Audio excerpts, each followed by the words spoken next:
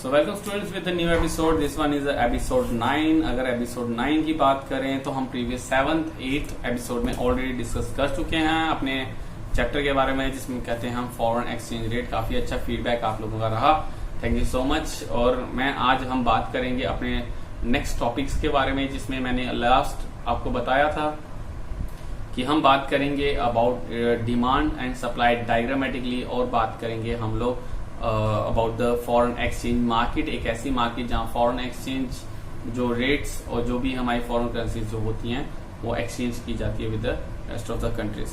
तो हम बात कर रहे थे डिमांड और सप्लाई ऑफ फॉरेन एक्सचेंज, यानी एक्सचेंज रेट कैसे डिसाइड किया जाता है। लास्ट टाइम हमने बताया था कि there is a negative relation between the exchange rate and the demand for foreign exchange, and there is a positive relation between the supply and foreign exchange rate. So आज उसी को diagrammatically बात करेंगे। आप वीडियो को please अगर थोड़ा सा देखें तो मैं वीडियोस में आपको डायग्रामेटिकली बना के दिखाऊंगा। So let's start it. So students, अगर बात करें हम अपने फॉरेन एक्सचेंज और दोनों के बारे में, अब आपको डायग्रामेटिकली यहाँ पे मैं बताऊं तो हम बात कर रहे हैं about the foreign exchange rate. ठीक है, तो फॉरेन एक्सचेंज रेट ये चीज हम पहले भी अपने बुक्स में हम पढ़ चुके हैं। इसके रिगार्डिंग अगर मैं बात करूं, कोशिश कर रहा हूं इसको हाई पिक्सलेट्स में बनाया जाए। प्लीज अपनी इसमें वीडियो की क्वालिटीज को बिल्कुल इंप्रूव कर लें, 144 पे मत चलाएं। इस तरह से हम एक डायग्राम बनाएंगे। आई होप ये आपको ब्लैक दिख रही हो। इस तरह से हम एक्स एक्सिस और वाई एक्सिस बनाएंगे। This one is X axis, this one is Y axis. ये हमारे एक्स और वाई एक्सिस हो गए। इसके बाद अगर हम डिमांड की बात करें तो हम पहले अपने एक्स एक्सिस में लेंगे डिमांड फॉर, मैं डॉलर लिख रहा हूं यहाँ पे, फॉरेन एक्सचेंज भी लिख सकते हैं, डिमांड फॉर डॉलर। हम ये लिख रहे हैं डिमांड फॉर डॉलर। और हम ऑन वाई एक्सिस क्या लेंगे, हम वाई एक्सिस पे लेंगे हमारा foreign exchange rate, FER, foreign exchange rate, यानी कि रेट ऑफ एक्सचेंज जो होगा वो क्या रहेगा। रेट ऑफ फॉरेन एक्सचेंज भी कह सकते हैं, या price of dollar in terms of rupees भी कह सकते हैं। इस चीज को आप कुछ भी लिख सकते हैं, लेकिन हमने यहाँ पे लिखा फॉरेन एक्सचेंज रेट, यानी exchange rates of foreign currencies. तो हम यहां से एक बात करें तो लेट इट बी, अगर यहाँ पे अगर मैं 60 डालता हूं, यहाँ पे 60 का रेट रहता है। लेट इट बी, अगर यहाँ पे R1, वैसे इसको अगर 60 के बजाय अगर आप ऐसा समझें कि R1 अगर रेट ऑफ एक्सचेंज, इसका देखिए नेगेटिव रिलेशन था, तो नेगेटिव रिलेशन में आपको पता है स्लोप जो होगी वो डिमांड कर्व DD मेंशन की जाएगी। यहाँ पे देखिए मैंने आपको DD डिमांड कर्व एक ड्रॉ किया है। ठीक है, डिमांड कर्व नेगेटिव स्लोप है, यानी डाउनवर्ड स्लोपिंग है, क्योंकि अगर R1 रेट ऑफ एक्सचेंज रहेगा तो जैसे ये इसके साथ टच करेगी, ये देखिए यहाँ पे इसको टच कर रही है, इसके बाद अगर ये नीचे आती है तो आपका जो डिमांड फॉर डॉलर है, let it be that is the quantity Q1। यहाँ पे क्या रखा मैंने, Q1। यहाँ पे आप देखें अगर R1 यहाँ पे एक्सचेंज रेट ज्यादा रहेगा तो हमारी डिमांड जो रहेगी वो कम रहेगी, क्वांटिटी जो रहेगी Q1 यानी कम रहेगा। बट इन केस अगर in and due to any condition R2, यानी कि हमारा ये क्या होता है R1 से डाउन आ जाता है, यानी R1 से क्या हो जाता है R2 पे, यानी रेट ऑफ एक्सचेंज क्या होता है, कम होता है। सो इन दैट केस अगर आप देखें तो डिमांड जो होगी यहां से यहां पे टच करेगी, यहां क्या हो जाएगा सॉरी Q2, तो यहां पे हमारी क्या हो गई, क्वांटिटी बढ़ गई।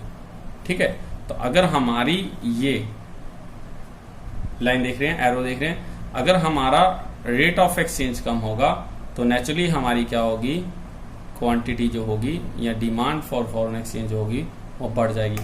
और ऑपोजिट क्या रहेगा, अगर हमारा रेट ऑफ एक्सचेंज बढ़ेगा तो नेचुरली उससे क्या होगा, हमारा ये चीज कम हो जाएगी। Is it clear?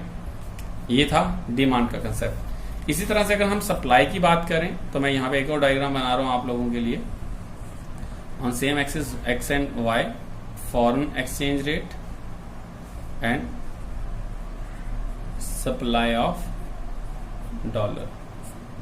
ठीक है, यहाँ सप्लाई और सप्लाई, और मैंने बताया कि इनका क्या रहेगा, पॉजिटिव रिलेशन, ये रहेगी upward sloping which we denoted as SS। अगर रेट ऑफ एक्सचेंज ज्यादा रहेगा R1 तो डेफिनेटली इसकी सप्लाई भी क्या रहेगी, ज्यादा रहेगी, that is about Q1। But अगर ड्यू टू एनी रीजंस अगर उसकी रेट ऑफ एक्सचेंज कम हो जाएगा तो उसकी सप्लाई भी कम हो जाएगी। There is a positive relations. अगर ये बढ़ेगा तो ऑटोमेटिकली ये भी बढ़ जाएगी। सो इस तरह से यहां पे रहेगा नेगेटिव रिलेशंस, यहां पे रहेगा positive relations. Is that clear? अब जो हम बात करें आज, that is about the determinations of exchange rate. यानी एक्सचेंज रेट कहां पे होगा सर, कितना डिसाइड होगा, यहां होगा R1 पे या R2 पे, यहां पे R2 रहेगा या यहां पे R1 या R2। क्या सर कैसे डिसाइड किया? हम कहते हैं डिपेंड करता है मार्केट फोर्सेस, डिमांड और सप्लाई पे। तो हम एक काम करेंगे, यहाँ पे एक और डायग्राम बनाएंगे जिसमें हम डिमांड को भी कंसीडर करेंगे और हम अपनी सप्लाई को भी कंसीडर करेंगे। On x axis foreign exchange rate रहेगा और यहाँ पे क्वांटिटी रहेगी, ठीक है, और यहाँ पे रहेगा हमारा एक्स, यहाँ पे रहेगा हमारा वाई एक्सिस। तो हम क्या करेंगे, जहां पे हमारी डिमांड कर्व यानी कि ये डी कर्व और जहां पे हमारी let you this one is S supply curve intersect करेगी, this is a point of intersection. ये जो हमें पॉइंट बना रहा हूं थोड़ा बड़ा कर देता हूं ताकि आपको दिखाई दे, this is the point of intersection. तो जहां पे ये दोनों इंटरसेक्ट करेंगे उतना यहां पे देखिए इस तरह से यहां पे हमारा रेट ऑफ एक्सचेंज और इतनी हम क्वांटिटी जो होगी वो इक्वेट करेगी and this is the point of equilibrium. So determinations की अगर बात करें, that foreign exchange rate is determined by the interactions of the forces of demand and supply.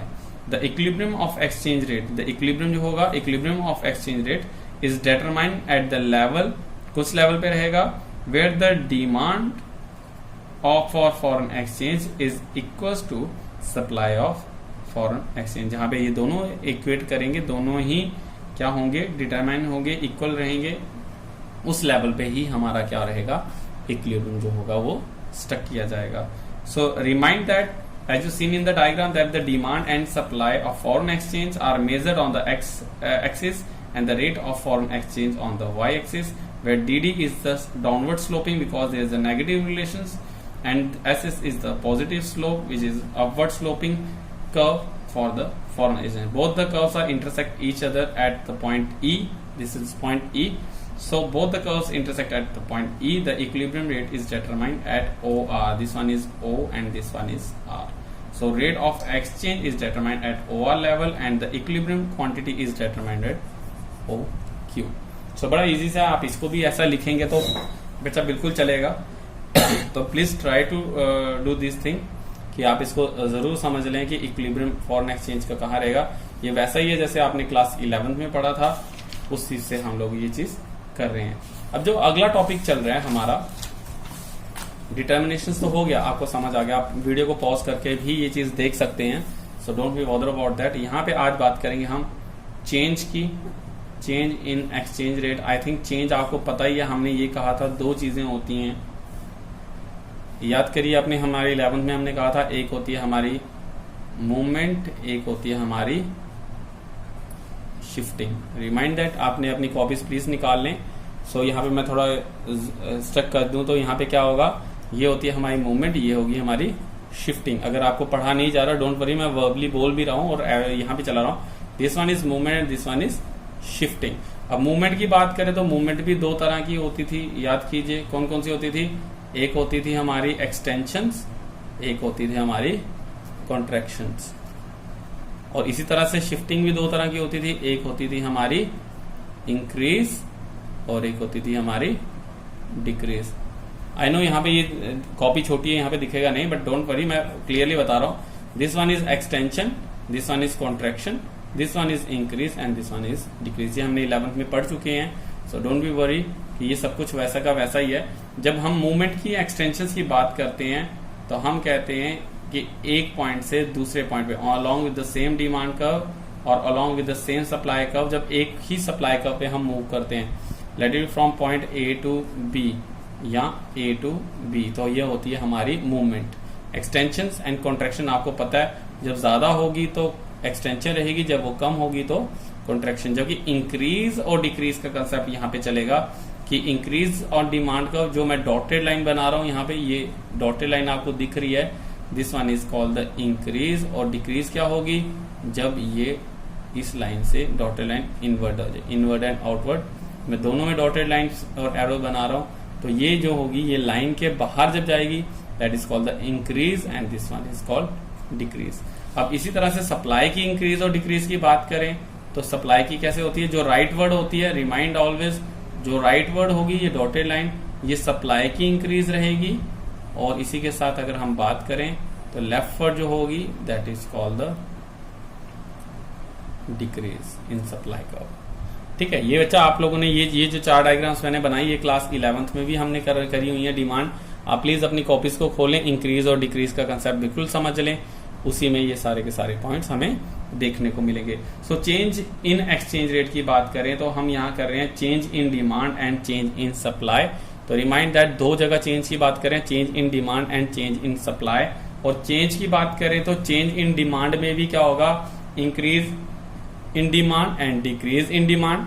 ये रहेगी इंक्रीज इन डिमांड, मैं लिख रहा हूं, बोल भी रहा हूं और ये कर भी रहा हूं। This is the diagram for the increase in demand and this is for the decrease in demand. This diagram is for the decrease in demand. जबकि चेंज इन सप्लाई में आएगा इंक्रीज इन सप्लाई का ये diagram and decrease in supply की ये diagram. जब मैंने diagram बनाई उसको वीडियो को फिर से वहां पे लेके जाओ, जब ये डायग्राम बन रही थी तब देखिए कैसे बनी है, फिर बनाइए इस डायग्राम को, फिर इस डायग्राम बनाइए। इसके ऊपर लिखना है आपने चेंज इन डिमांड में, इसका आएगा चेंज इन डिमांड में increase in demand, this one is decrease in demand. फिर चेंज इन सप्लाई में increase in supply and decrease in supply. ये आपकी बुक में भी ये दिया गया है। अब जब इंटरेक्शंस की बात का आएगी तो हम अपने प्रीवियस एपिसोड में आप पढ़ चुके हैं कि इंक्रीज इन डिमांड और decrease in demand for dollar कब होगी या डिमांड फॉर फॉरेन एक्सचेंज कब रहेगी और सप्लाई ऑफ फॉरेन एक्सचेंज कब रहेगी, तब की बात हम कर चुके हैं। तो पहले की तरह डायग्राम हम कहते हैं let it be this is the point of equilibrium. यहाँ पे हम कहते हैं डिमांड एंड सप्लाई जहां पे इंटरेक्ट करेगी, जहां पे डिमांड एंड सप्लाई इंटरेक्ट करेगी वो एक इक्विलिब्रियम पॉइंट रहेगा। This is the point E, this one is the rate of exchange and this one is the quantity. ये तो क्लियर है। यहाँ पे आगे ये आगे demand curve D and this one is the supply curve. Determination कैसे रहेगी, अगर let it be demand increase करती है, let it be this is dotted, मैं देखो डिमांड इंक्रीज कर रहा हूँ, आपने पीछे बनाई है डायग्राम, तो यहां से डॉटेडली इंक्रीज कहां होगी, राइट वर्ड अब ऊपर का। तो this one is D1 and this one is D1। ठीक है, तो इंक्रीज होगी तो ये वाला पॉइंट जो होगा, अब यहाँ पे डॉटेडली देखेंगे तो this is called the E1। यहाँ पे क्या रहेगा E1। तो इक्विलिब्रियम कहां से चेंज हो जाए, E to E1। ये कब होगा, when there is a increase in demand. और डिक्रीज इन डिमांड में आपने डॉटेड एरो कहां ले जाना है, नीचे ले जाना है। और डॉटेड एरो जब आप नीचे लेके जाएंगे, मैं थोड़ा इसको डार्क कर दूं, ये इस तरह से, तो let it this is D2 and D2। तो ये जो नीचे वाली लाइन है डॉटेड, ये जो अभी मैं चला रहा हूं जिसपे लाइन, तो this dotted line is the decrease in demand, यानी डिमांड से आपने नीचे को करा, is a decrease in demand. और ये दोनों इंटरेक्ट करें इस पॉइंट पे, ये देखिए this is the point E2 और यहाँ पे ऐसे आप डिसाइड करेंगे। ये सारी की सारी डायग्राम्स आपको बुक में बनी हुई हैं, प्लीज इसको एक दफा प्रैक्टिस करें और इन्हीं डायग्राम्स को आप बना सकते हैं। यहाँ पे मैंने केस क्या बताया, यहाँ पे मैंने बताया जब इंक्रीज इन डिमांड होगी या डिक्रीज इन डिमांड होगी, इंक्रीज इन डिमांड या डिक्रीज इन डिमांड। तो हम इंक्रीज करेंगे तो ऊपर जाएंगे, इक्विलिब्रियम रहेगा, डिक्रीज करेंगे तो यहाँ आ जाएगा। जबकि दूसरा केस हम क्या करेंगे, जब इंक्रीज इन सप्लाई और डिक्रीज इन सप्लाई होगी तो डिमांड और सप्लाई इंटरसेक्ट करेगी, रेट ऑफ एक्सचेंज कॉमन रहेगा, क्वांटिटी हमारी ये रहेगी, this one is R rate of exchange.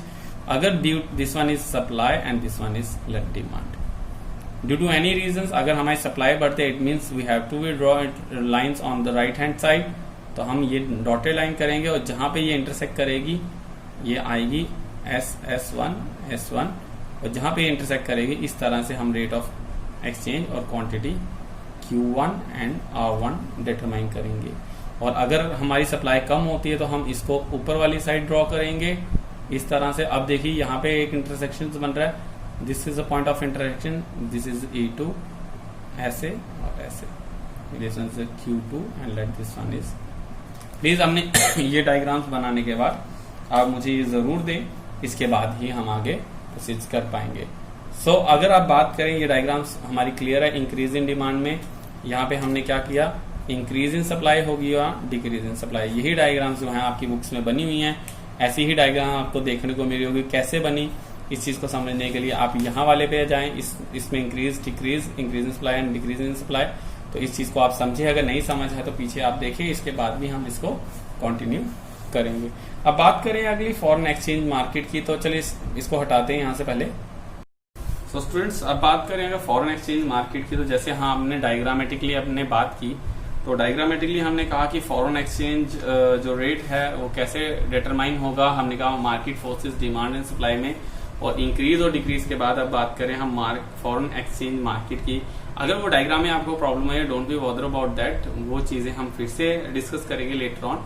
तो फिलहाल आप ट्राई करें अपनी 11th की कॉपीज को निकालने के लिए। उसके बाद हमारा जो लास्ट टॉपिक रहेगा आज का, that is about the foreign exchange market. देखो मैंने लास्ट इस 3 एपिसोड्स में मैं हमेशा ये डिस्कस करता रहा हूँ मार्केट मार्केट मार्केट। तो जब फॉरेन एक्सचेंज मार्केट की हम बात करते हैं तो फॉरेन एक्सचेंज मार्केट क्या बनती है? That foreign exchange market is the market in which the foreign currencies are bought and sold, खरीदी और बेची जाती है। एक मार्केट क्या होती है? जैसे हम कहते हैं मम्मा मार्केट जाना है, तो मार्केट जाना है it means that we are going to be for purchasing and selling, या तो लोग वहां बेचने जाते हैं या हम खरीदने जाते हैं। Marketing is nothing, it is the place where the buyers and seller interact with each other.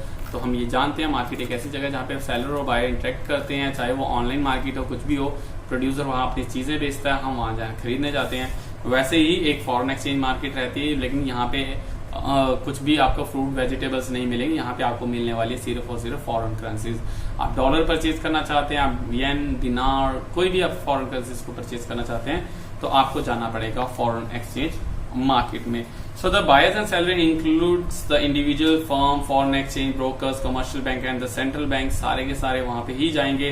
अब बात करें सबसे पहले हम इसके अंदर टॉपिक की फॉरेन एक्सचेंज मार्केट, तो आपको क्लियर है कि सर ऐसी मार्केट जहां पे बायर्स और सेलर्स इंटरेक्ट करते हैं only for the foreign currencies और फॉर द फॉरेन एक्सचेंज। अब बात आती है सर ये ऐसी जो मार्केट होती है इसके फंक्शंस क्या होते हैं? मैं बता रहा हूँ, that is about the functions of foreign exchange market. ये काम क्या करती है?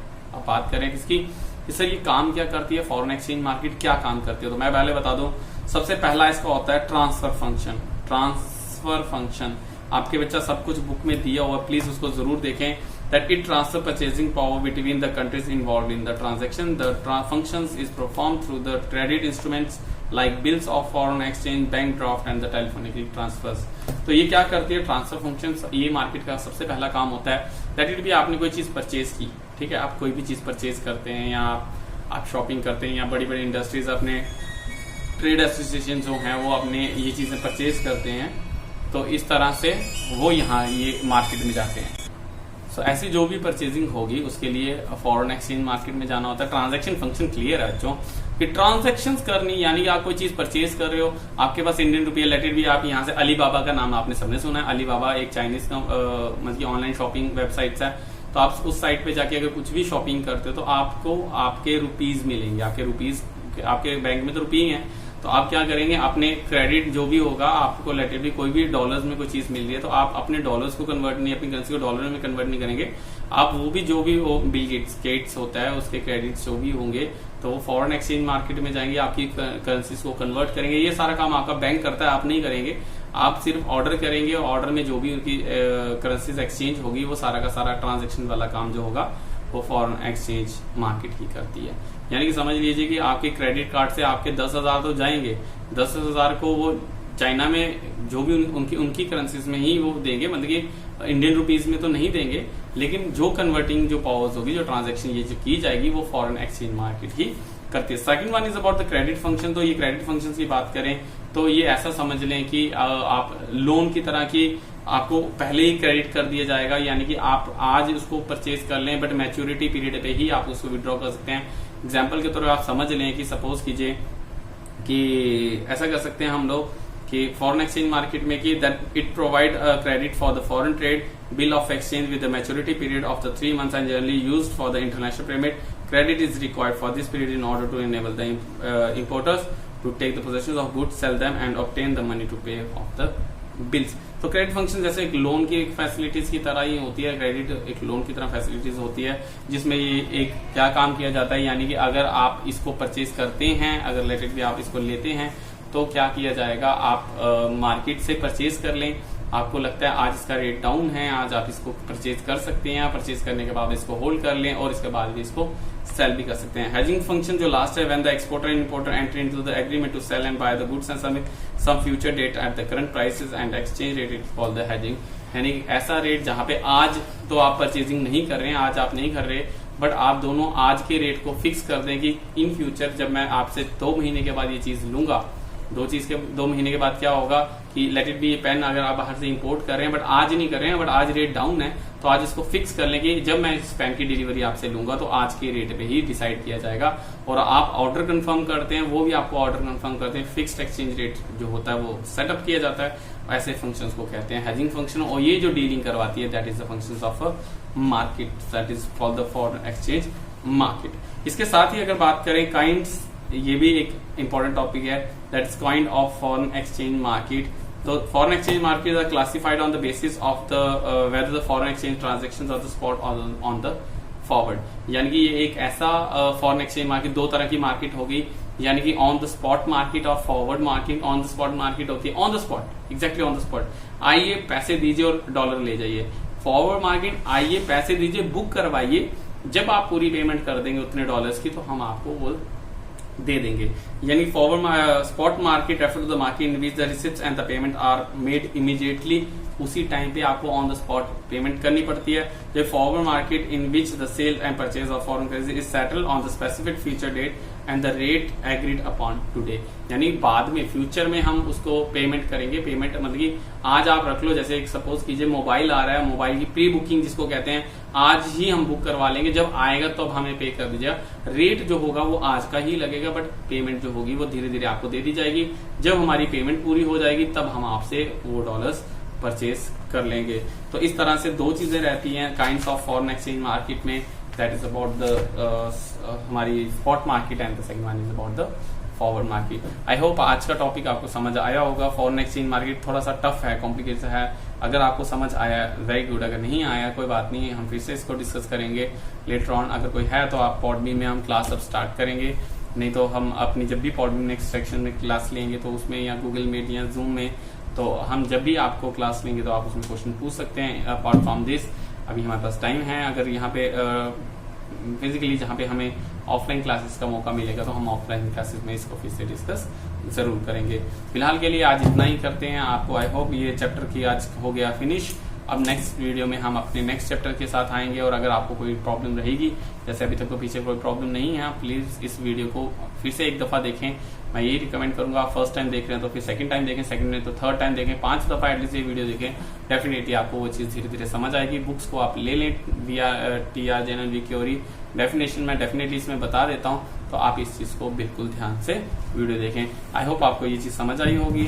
Stay tune, stay safe. With the next episode हम मिलते हैं आपको अपने बैलेंस ऑफ पेमेंट के साथ, जो है एक टॉपिक इंटरनेशनल इकोनॉमिक्स का एक और।